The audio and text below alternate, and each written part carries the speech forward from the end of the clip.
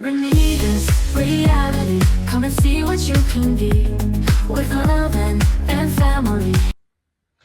So, I don't know how to do hair. Let's start there, okay? I know I need my ends clipped.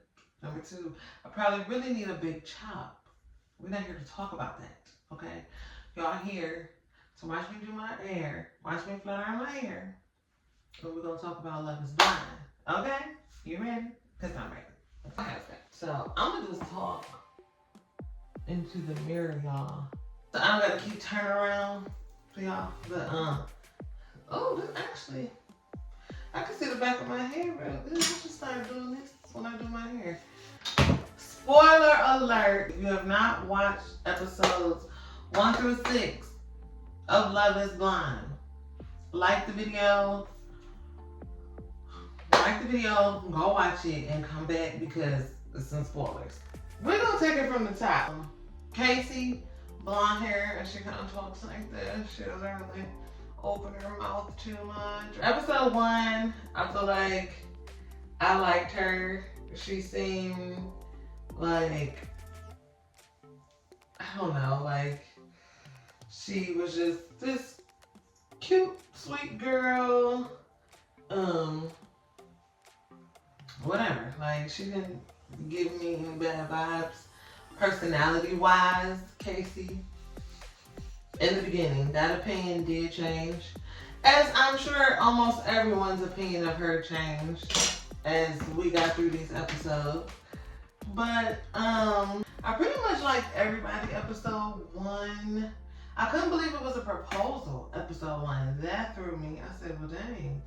And honestly, the episodes are so long that by the time we got to the episode where they went to Mexico or wherever they went, I forgot about that first couple that got engaged. They showed them and I was like, oh my God, I forgot about that. The black eye. They're Rainbow One, so forgive me for not remembering his name in this exact moment. Episode 1, I was like, okay, in the pods, I liked him. Him and the woman he's talking to, I was like, he seems different, but I like that he was like able to be vulnerable and like when he had that moment where he cried, and I liked her so much and the way she spoke to him, like my love and all that. I liked that. I thought that was really sweet. Like the way she talked to him just was like real gentle, real calm. I did though, in the first episode, it had me wondering, like, I wonder, does she have another side to her? She seemed like she could be fiery at the same time. And maybe she don't want to be, you know, she probably looking for a love that doesn't bring that side out of her. But all I was thinking was looking at him and how sensitive he seems. I was like, I wonder, would he be able to handle her fiery side? Again, this is me, episode 1. I ain't seen no fiery side to this woman. I can look, you know, at people and kind of get a read. And I'm like, if she did turn up on him and go off on him or something, he seemed like he'd ball up in the corner and cry or kill her. Yeah, because my opinion on him very quickly changed as well. Then we fast forward to episode 2, Nick.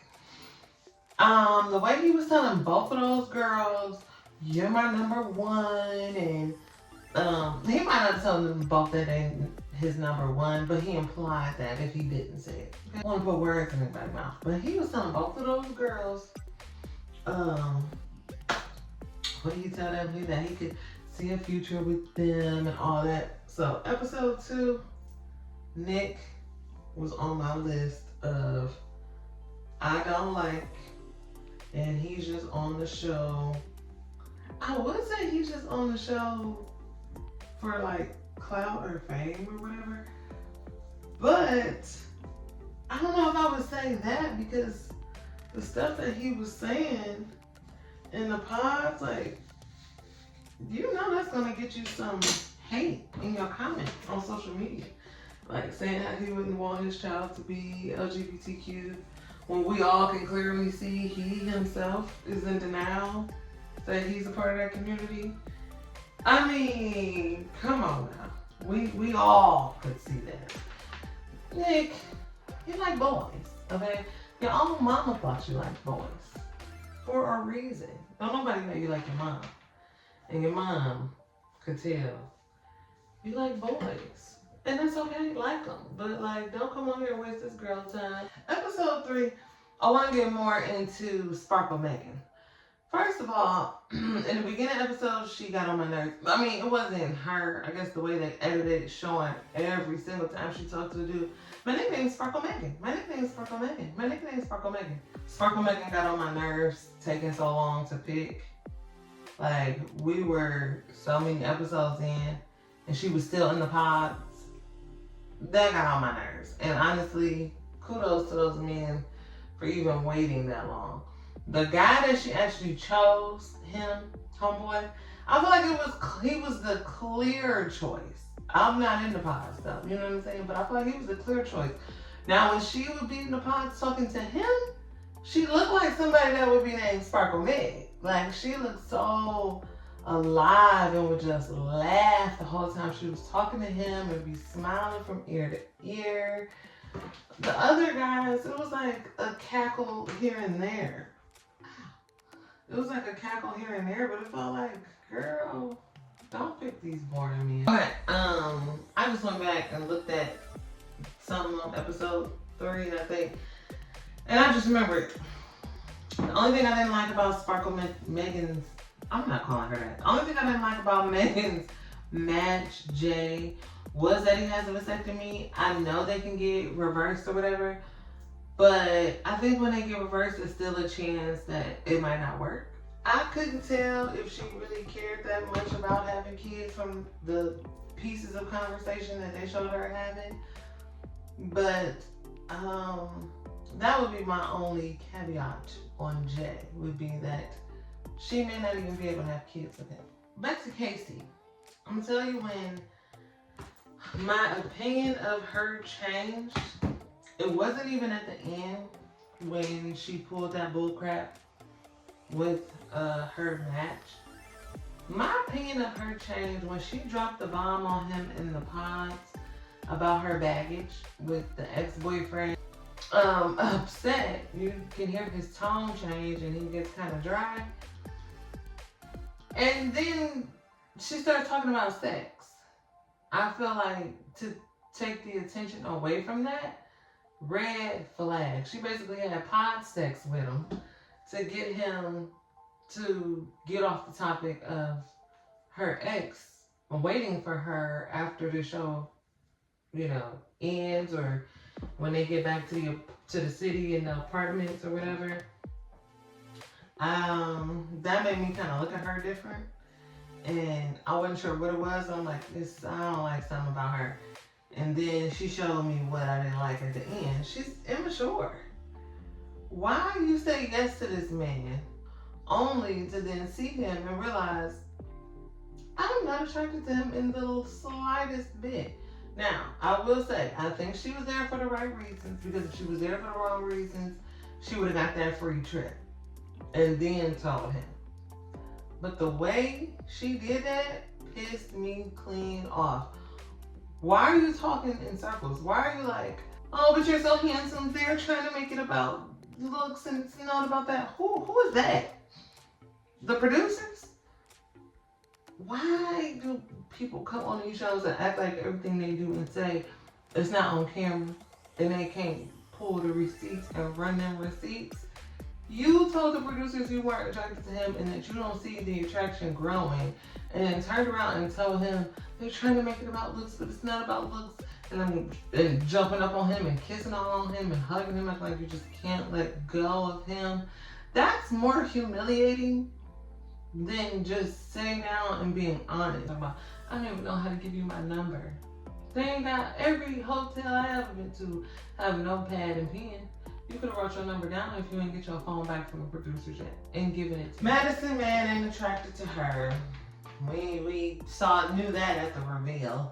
That was before he even said about his regular type. It was clear in his body language that he wasn't attracted to her. I do feel like she made too big of a deal about when he was drunk.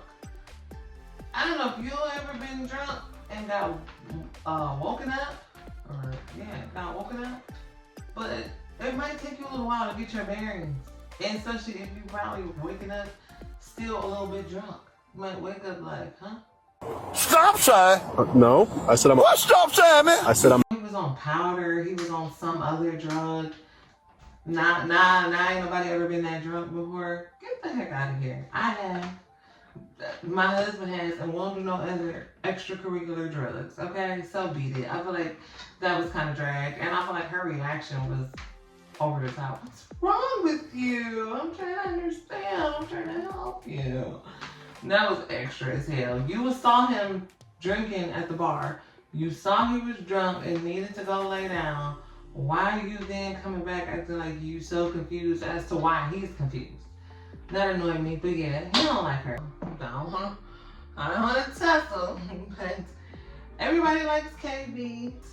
Only thing I didn't like about KB, you sat there in the girl's house and was telling the girl like, what made you pick homeboy was that you have been saying you need an alpha male, and then you change your mind. You're like, you know what? No, maybe I don't need a big, strong alpha male. I just need somebody that's gonna be there for me emotionally, whatever you said.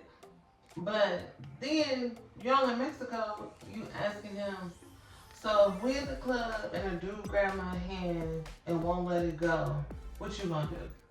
And then when he said he gonna call security, you like, so you know I'm gonna be mad at you, right? You know the man you chose. He cried in the pond. He cried when y'all met. His whole aesthetic is Steve Urkel. He's not confrontational at all.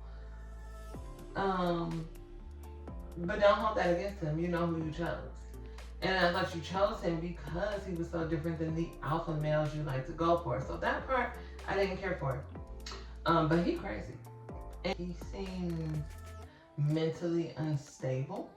I saw people on the internet saying he seems autistic. I'm not qualified to diagnose that. He just seems mentally unstable. The way his face changes. So kudos to you, KB, for standing your ground and not being manipulated into thinking that you need to let that man sleep with you. At least not so far. Episode 6, he ain't got nothing. So hopefully you stuck to your gun. But the way he went from, I'm just a freaking nice, to just stone things, like, he's crazy. Oh, and Nick wants Mike. Also. Who tells another man, oh, you're the most eligible bachelor I've ever seen? And took a line from Homegirl a few seasons ago talking about she's gonna need her EpiPen when she sees you. Nick, do you want Mike? Because that's what I feel like, you know? Okay, y'all. It's coming together. And then I'm gonna get my eyebrows together. And that's it. I'm not putting no makeup on, but yeah, so I'm gonna give it a little curl, a little flip. Do my eyebrows, and I'll be right back. Okay. So I did a little something, you know, a little something. But yes, I'm sure there's some moments from Love is Blind that I missed. There were 6 episodes that were each hour long. So I'm sure it's something I missed. But that was just my quick little recap, my review of the show. And here's the final result of my hair. It'll be cute for today. It won't look like this tomorrow because I'm gonna work out tonight and then it'll just be for nothing. But yeah, so there's my opinion of Love is Blind. New episodes dropping tomorrow, so let's watch and come back this weekend and talk about it. Okay, bye. World of harmony beneath us.